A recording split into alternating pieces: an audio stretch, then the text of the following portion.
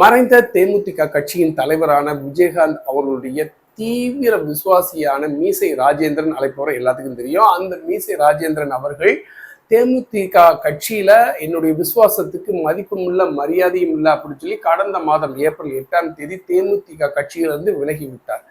விலகினதை தொடர்ந்து அதே நாள்ல எடப்பாடி பழனிசாமி அவர்களுடைய தலைமையில் இருக்கக்கூடிய அதிமுக கட்சியில இணைந்தார். இப்போ ஒரு மாசம் கூட ஆகல அதிமுக கட்சியிலிருந்து நேற்றைக்கு தமிழக வெற்றி கழகம் அழைக்கப்படக்கூடிய முதல்வர் விஜய் அவருடைய தாவேக கட்சியில இணைந்து விட்டார். அவர் இணைந்தவுடன் என்ன சொல்லியிருக்காருன்னா, நான் இப்போ வரைக்கும் செந்தூர பாண்டியோட விசுவாசியா இருந்தேன், இனிமேல் செந்தூர பாண்டியோட தம்பி முதல்வர் விஜய் அவர்களுக்கு விசுவாசியா இருப்பேன் அப்படிங்கிற மாதிரி சொல்லியிருக்காரு. இப்போ தாவேக கட்சியில இணைந்த மீசை ராஜேந்திரன் அவர்களுக்கு என்ன மாதிரி பதவிகள் கொடுப்பாங்க அப்படிங்கிற மாதிரி அவங்களுடைய விசுவாசிகள் ரொம்ப எதிர்பார்த்துக்கிட்டு இருக்காங்க.